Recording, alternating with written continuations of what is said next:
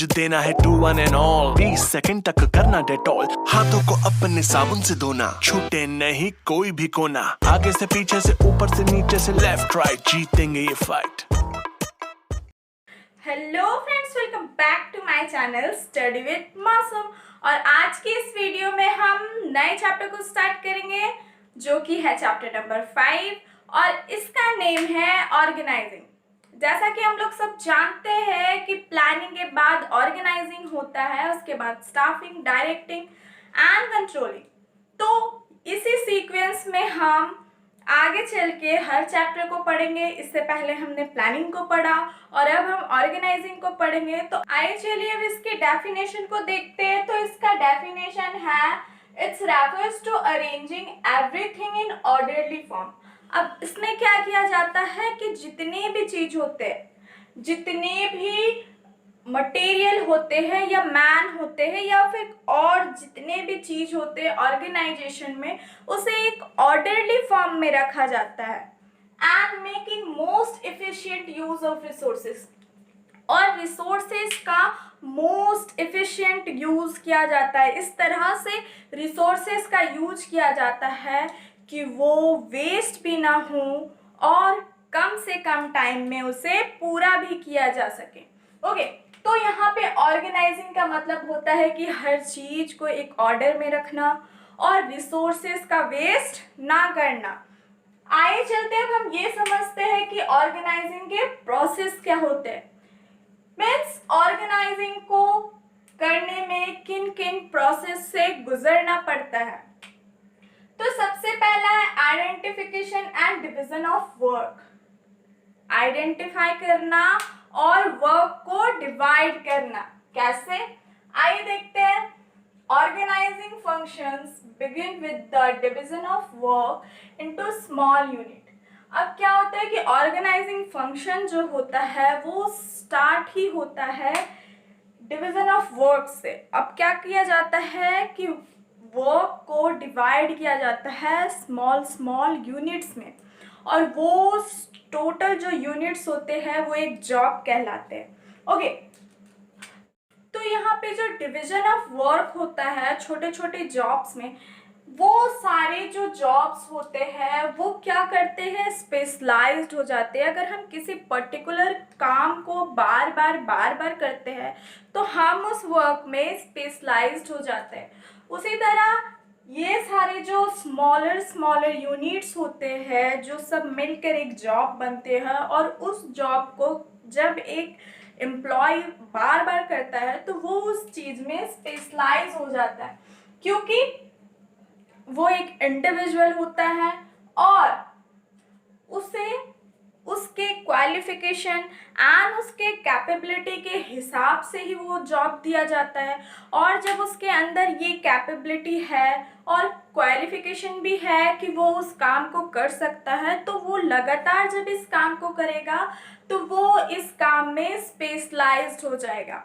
Okay, तो ये तो हमने समझ लिया identification and division of work. आइए चलते हैं अब नेक्स्ट पॉइंट की तरफ। तो नेक्स्ट पॉइंट है हमारा grouping the jobs and departmentalisation.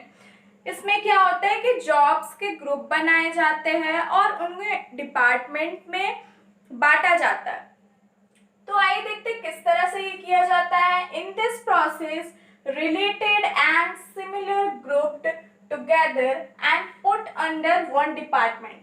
अब क्या किया जाता है कि जो काम एक दूसरे से रिलेटेड होते हैं या फिर सिमिलर होते हैं, उन्हें एक ग्रुप में कंबाइन कर दिया जाता है, एक दूसरे के साथ मिला दिया जाता है और उनका एक डिपार्टमेंट बना दिया जाता है।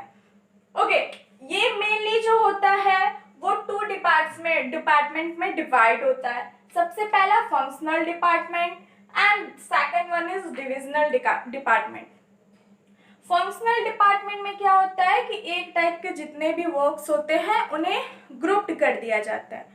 ओके, और डिविजनल ग्रुप में क्या होता है कि अगर डिफरेंट टाइप के अगर प्रोडक्ट होते हैं या फिर वर्क्स होते हैं तो उन्हें क्या किया जाता है कि डिवाइड कर दिया जाता है, उनके अलग अलग डिपार्टमेंट बना दिए जाते हैं।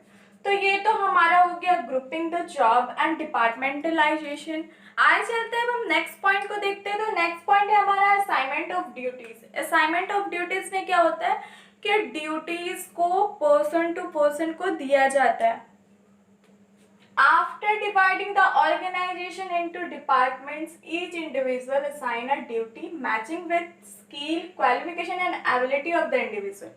अब इसमें क्या किया जाता है कि जब सारे ऑर्गेनाइजेशन के जो डिपार्टमेंट्स होते हैं वो डिवाइड हो जाते हैं, तो क्या किया जाता है कि हर एक इंडिविजुअल को उसकी ड्यूटी बताई जाती है, उनकी ड्यूटी उसे दी जाती है according to their qualification, skill, okay, उसकी एबिलिटी जो होती है। ये सारी चीज़ को देखने के बाद उन्हें क्या किया जाता है कि उनकी ड्यूटीज़ दी जाती है कि जो पर्सन है उसकी स्किल क्या क्या है, उसकी क्वालिफिकेशन क्या क्या है, उसकी एबिलिटी क्या है जॉब परफॉर्म करने की। ये सारी चीज़ को देखने के बाद ही उसे ड्यूटी दी जाती है। तो इस प्रोसेस में ये होता है। आगे चलते हैं हम नेक्स्ट पॉइंट की तरफ। तो नेक्स्ट पॉइंट है हमारा एस्टैब्लिशिंग रिपोर्टिंग रिलेशनशिप। इसमें क्या होता है कि रिपोर्टिंग रिलेशनशिप जो होती है उसे एस्टैब्लिश किया जाता है। कैसे, आइए समझते हैं। After grouping the activity into different departments, an employ have to perform their job and doing his job, every individual needs some authority. अब क्या होता है कि जब ग्रुप्स डिपार्टमेंट्स में डिवाइड कर दिए जाते हैं, हर एक एक्टिविटी जो डिफरेंट एक्टिविटी होते हैं और उन सारे एक्टिविटी को उसके डिपार्टमेंट के हिसाब से डिवाइड कर दिया जाता है, तो हर एक एम्प्लॉय को क्या करना होता है कि अपने जॉब को परफॉर्म करना होता है। अब उसके डिपार्टमेंट्स तो बढ़ गए, डिपार्टमेंट्स बढ़ने के बाद क्या होता है कि उन्हें ड्यूटीज़ भी मिल गई। तो ड्यूटीज़ मिल गई तो अब ड्यूटीज़ को तो उन्हें पूरा करना है, उन्हें अपने काम को तो पूरा करना है। तो वो अपने काम को कैसे पूरा करेंगे? तो उन्हें अपने काम को पूरा करने के लिए अथॉरिटी की ज़रूरत होती है, कुछ अथॉरिटी की ज़रूरत होती है। तो इस स्टेप में क्या किया जाता है कि उन्हें अथॉरिटी प्रोवाइड की जाती है ताकि वो अपने जॉब को पूरा कर सके। और जितने भी इंडिविजुअल्स हैं उन्हें अपनी पोजीशन का पता चले कि वो किस पोजीशन में है, उनकी क्या अथॉरिटी है, उनके नीचे कौन है, उनके ऊपर कौन है, उनसे सुपीरियर कौन है और उनसे नीचे जो सबऑर्डिनेट है वो कौन है। और इस प्रोसेस से उन्हें ये पता चलता है कि उन्हें किसे रिपोर्ट करना है। मीन्स अगर मैं सबऑर्डिनेट हूँ तो मुझे क्या करना है कि मुझसे सुपीरियर को इन्फॉर्म करना है कि हाँ मैंने ये काम कर लिया, या फिर मैंने ये काम नहीं किया तो क्यों नहीं किया, या फिर जो टाइम पे वर्क होना है वो मैंने कंप्लीट कर लिया। मीन्स हर एक चीज़ का इन्फॉर्मेशन मुझे मेरे सुपीरियर को देना है। तो इस प्रोसेस में मेनली यही होता है कि जो भी इंडिविजुअल होते हैं उन्हें ये पता चलता है कि उनके पास क्या अथॉरिटी है और उन्हें अपने से जो ऊपर है वो किसे उन्हें रिपोर्ट करना है। Means everyone know who will report to whom, कि मुझे किसे रिपोर्ट करना है, उसे किसे रिपोर्ट करना है अपने काम के बारे में। ओके, तो इसमें ये डिसाइड होता है। तो ये सारे तो हो गए प्रोसेस